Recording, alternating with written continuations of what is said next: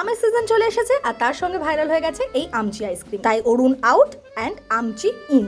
3 দিন ধরে দীর্ঘ অপেক্ষার পর ফাইনালি যখন আমচি আইসক্রিম স্টকে এলো, আমি ঝট করে অর্ডার করে ফেললাম। এমনিতেও আমি আম খেতে ভীষণ ভালোবাসি, আর এই সিজনে এখনো অবধি আমার আম খাওয়া হয়নি। তো আমি ভীষণ এক্সাইটেড ছিলাম যে এই আইসক্রিমটা কেমন হবে সেটা নিয়ে।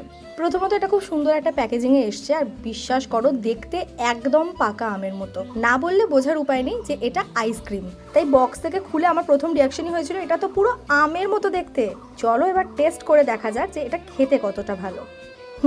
একদমই পাকা আমের মতো খেতে। বিষয়টা অনেকটা চকোবারের মতো। বাইরে একটা থিন লেয়ার রয়েছে চকলেটে, সেটাতেও কালার অ্যান্ড ফ্লেভার অ্যাড করে একদম পাকা আমের টেস্ট দেওয়া হয়েছে, এবং ভেতরে রয়েছে আইসক্রিম।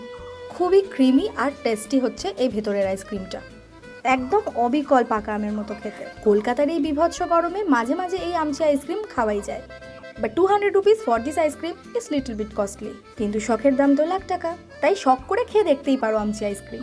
এখনো অবধি কারা কারা আমচির টেস্ট করেছো আর কারা করোনি কমেন্টে জানিও। অরুণ আউট, আমচি ইন, আমচিতে ভোট দিন।